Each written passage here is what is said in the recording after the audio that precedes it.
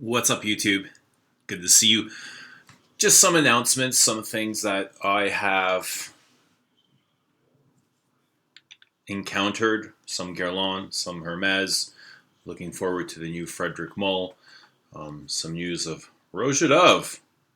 Interesting news, kind of surprising, but nothing really surprises me these days. Um, Everything just is, but doesn't mean I need to accept it for what it is.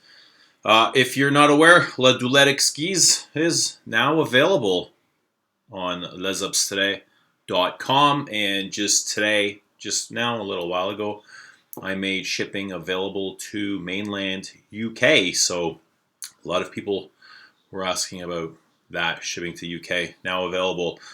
Shipping rates they're messed. They're really sloppy. And I know the last time I shipped to Rich, it cost me $100 to ship him a bottle. I have prorated that cost where I will absorb half of it, more than half, and leave the rest to the buyer. I think that's very fair, and we'll see how it goes. I'll keep an eye on shipping to the UK, and we'll make adjustments, if I feel they're necessary. But thank you to everybody that has supported. It's been great. It's been overwhelming. The first week. It's been steady since. Really pleased with that. So really, really grateful for all your support. Thank you. It means the world.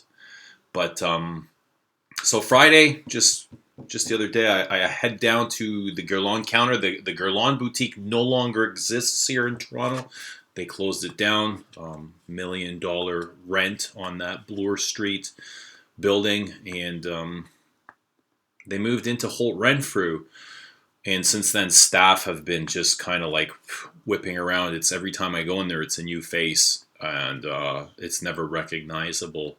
Don't know who I'm dealing with. I don't get notifications to new releases, launches, any of that. So it's been a huge departure from what I know Guerlain to be. Not only the faces in the boutique, but the perfumes themselves. There was a time where I was notified for launches or releases, and I would pick up every single new release. I was happy to support Guerlain. But something's happened the last couple years where I just don't feel like Guerlain and me are a very good connection. I don't find their perfumes as interesting as I would like for them to be. I don't think I am finding value for my money. And that probably happened sometime in between the midway through the Absolute d'Orient collection, where I just noticed some redundancy and things that I didn't care for. So, and even though I didn't really care for some of their perfumes, I still continued to support and buy. But I'm quickly losing interest, and I'm very quickly losing faith in the brand. And I see them heading down the exact same path as Christian Dior, Maison Christian Dior, the Privé, being under that same umbrella, the Louis Vuitton Mont Hennessy. There's just nothing that's come out of there that has excited me. It's been a while. It's been a long while. And I think I'm going to kind of abandon Guerlain for the time being. Doesn't have to be permanent, but until that I see they are ready to put out things that are worth my money, I can no longer support whatever it is that they are releasing into the world. It just doesn't resonate for me. Smelling these 3 new Ouds came out in the Arts and Material line, which I didn't really see a need for this, considering they have a whole line dedicated to Oud, the Absolute d'Orient. And the last release, Santal Paurosa, has smoky oudness to it. I don't regret this purchase. I really like this fragrance, even though it is nothing groundbreaking. It's nothing new. It's a very nice fragrance. And this is something I probably would repurchase. If I didn't have this, I would repurchase this again. But smelling those 3 new ouds, I was going down to the boutique excited and ready to depart with my money. I had money and I was hoping to come home with some. I love buying perfume. It fulfills me. It fills my existential void, my need to stuff myself with stuff. But lo and behold, the 3 new ouds were released. Only 2 in Canada. They're withholding 1. Oud Cole, I think it's called. From what I know, it won't be available here. So I got to smell Cherry Oud, and I got to smell Oud Nude. And I've been, quietly following along, listening to the reviews, but not really. Let's say not really. And I know one was compared to Tonka Imperial, and I wasn't sure which one it was, but the moment I had smelled Oud Nude, I said, this is the one that they're comparing. It hit me right away. Yes, this is what they're comparing to Tonka Imperial, which was really disappointing because we already have one Tonka Imperial, and I don't think we need, a Tonka Imperial Oud edition. The perfume is lovely. There's nothing wrong with the perfume. Nicely blended. It smells good, but with 500 bottles in my collection and not really an oud, I'm not an oud fanatic. It's not really my thing. I didn't see it as a good fit with that or Cherry Oud. Cherry Oud to me, the first thing that came to my mind was this is Le Petit Robe Noir Oud edition at 431 Canadian dollars for 100 ml after taxes. We're looking at $500.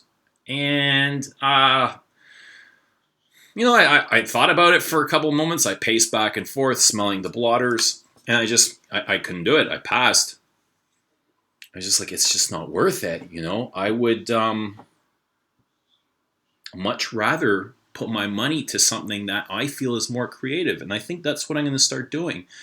Is looking into smaller creative brands that are putting out more interesting things, like Les Indemnidables.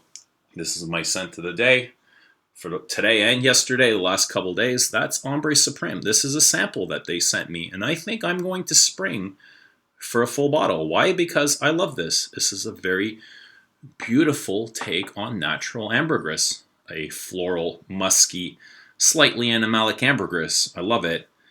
And I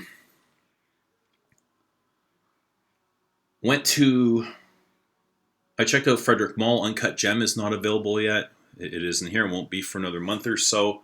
Went to the Hermes boutique. Man, what a shit show that was.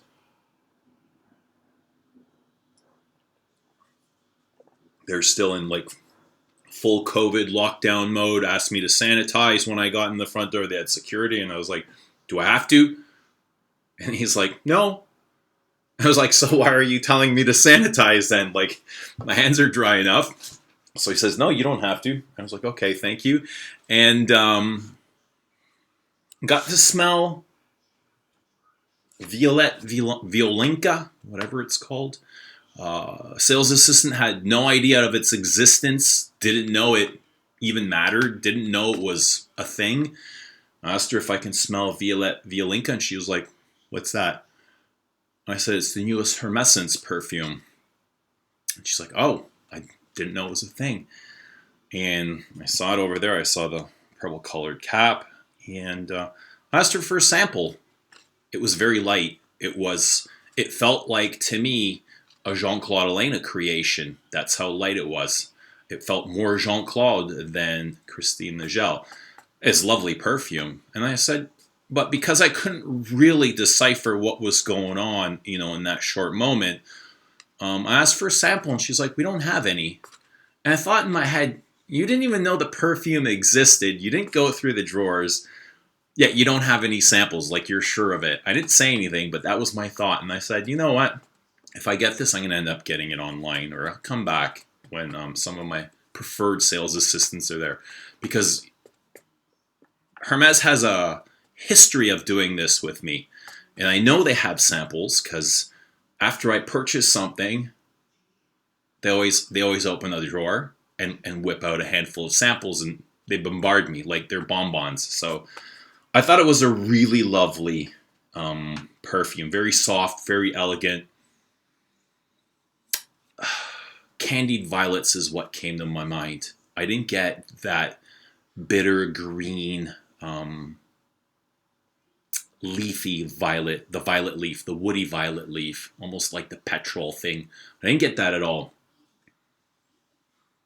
And a slightly, like the leather accord is just very slight, slightly animalic, slightly salty, very much along the lines of Queer Orange, but much weaker than Queer Orange. Queer Orange has much more of it takes up much more space, it feels like it has a larger footprint. This is much softer, but still very elegant, very class, very Hermes, I thought, in the little time that I got to spend with it. So I did like that. And I think I will spring for a Violette, a Volynka. In other news, and I just saw this yesterday, and didn't know what to think of this. And this was sent to me, not by the brand, but by a, wasn't Lucky Scent. What's the other place in New York? Not Lucky Scent. Whatever. Sent it to me for review, and I never reviewed it.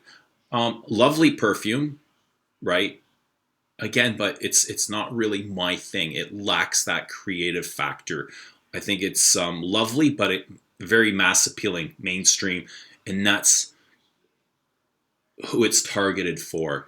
And yesterday, just cruising through Fragrantica, I noticed a flanker is due, a parfum version. And I thought, holy shit, what the hell is going on here? This just came out, this summer. I think the earlier parts of this summer, and I was quite shocked to see that a niche house. Is Roja a niche house? Do they market themselves as a luxury? I'm not sure what sector they brand themselves. It's one or the other. It's both. It's one or the other. Doesn't matter. But I was shocked to see that they're putting out a flanker parfum version of this, which it was a huge turnoff. It was. And I thought, well, there goes creativity, right? Neglecting creativity. And I thought it was just really unfortunate because I do like Roja. I love, like, a lot of Roja's classic style perfumes. Not really into the modern, fresh, clean things that he is competing with, like the Bleu de Chanel's or the Aventus. I could care less for those. And this kind of falls into that range, but very disappointing to see that, none the least. I think Roja is one of the, has the potential to be one of the great perfume brands, but it seems like he's spreading himself to all sectors, mass appealing, mainstream, and classic, traditional, purist style perfumes. But it's just what it is. I've got zero control over that, and this is what they want to do. This is kind of the message that they're putting out. This is what I see, their actions speak very loudly to me. And that's it. I don't know what else. That's been kind of my weekend, so just wanted to check in and share that. But yeah, I won't be picking up these new Guerlain Ouds. As nice as they were, again, they just didn't touch me. They're not meant for somebody like me. If I had a smaller collection, maybe, right, and I wanted to expand on that, but I don't think they're really going to bring anything new to my life. So it is what it is. But let us know if you've smelt these. I haven't smelt Oud Cool, so hopefully, maybe that'll ring my bell. Hopefully, but yeah, let us know if you've smelt those. Let us know what you think of Roja doing flankers. Very disappointing, to say the least. But it was good to see everybody, and drop a comment down below. Let us know what you think. It's always good seeing and hearing your thoughts. Other than that, we'll see you soon.